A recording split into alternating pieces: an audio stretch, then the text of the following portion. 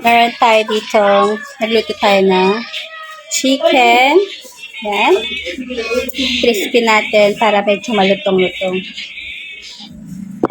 Ayan na mga kainday. Ayan, solo natin. Ayan, napaluto si Inday ng chicken dahil ito lang yung ating lunch. No rice talaga tayo. Minsan lang tayo mag-rice a day para ma-maintain natin yung ating kalusugan. Cherry! So, ayan nga mga kainday. Samahan niyo ako sa aking pagmukbang ng chicken. So, sa susunod, magmukbang tayo ng iba't ibang klaseng pagkain.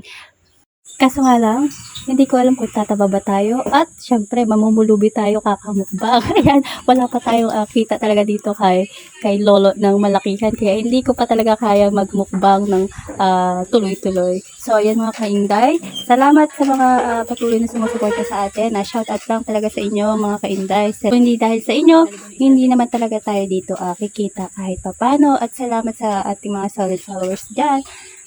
Sa mga katulad kong mga content creator, mga mini vloggers na nag-uumpisa, wag tayo susuko. Ayan, alam naman natin na kahit papano, paunti-unti ay dumadami at dadami yung ating mga manunood at dito tayo ay kumikita at nakikilala pa tayo lalo, di ba? Kaya tuloy lang ang buhay mga kainday, kaya wag tayo susuko. Hanggat may buhay, may pag-asa.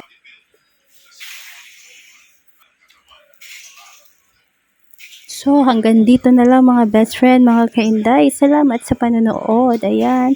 Don't forget to follow and share. Follow for more. Thank you for watching. Bye-bye!